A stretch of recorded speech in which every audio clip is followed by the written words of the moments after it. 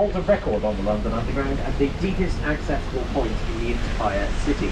It's 125 metres below ground level, and that's because it gets buses, well not buses, trains, from the North Bank here at Westminster Bridge to the South Bank at Waterloo.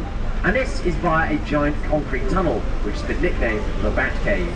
And it's called the Bat Cave on account of the fact it goes quite a long way beneath the earth, using an imposing concrete structure with very long escalators. However, this tunnel is also one that is quite literally underwater, and this is built directly beneath the Thames. But there's also a secret exit to Westminster Station, and that runs right underneath us. You see, the secret exit to Westminster Station is only for use for members of Parliament. As if a politician wants to leave Westminster Station, what they have to do is they have to go through the secret exit. I say it's a secret exit, it's very obvious where this secret exit is, on account of the fact that there's a giant corridor with an armed security guard in it. You can probably tell which one the entrance to Parliament is.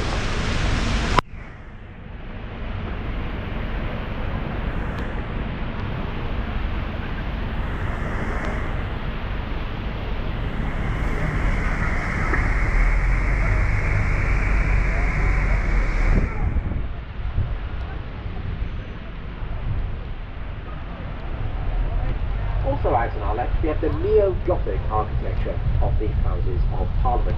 This is done up in neo-Gothic styling because it was to be both cheap to the taxpayer, while at the same time beautiful to the eye. Out there on our left, the House of the Mandate, and they put up the new building in 1831.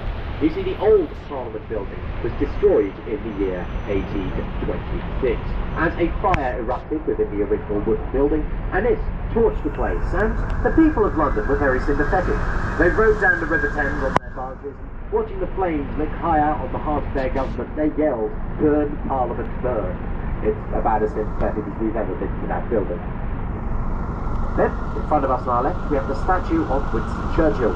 Now, Winston Churchill's statue is one that went up with a special request. You see, Churchill was worried about the birds, and you'll see in front of us to our left and our right, he has a very shiny head, and he's worried that the birds who are going to mistake this for their eggs land on top of him and do a number 2 on the side. So, to prevent any birds from landing on his box, what he did was he had a small electric current run up through his body, and this was as a means of, when a bird landed on it, while it would not get a shock that would kill it would get a brief zap that would tell it to fly away. And so, as a result, Winston's head kept largely bird-flu free for quite a long time. Unfortunately, you see, Winston Churchill, despite being a man who lived through the Second World War, didn't expect the birds to take on their own aerial bombing campaigns, and the dripping of a dropping that we've seen off the side of his head coming up on our right when we make our way around Parliament Square.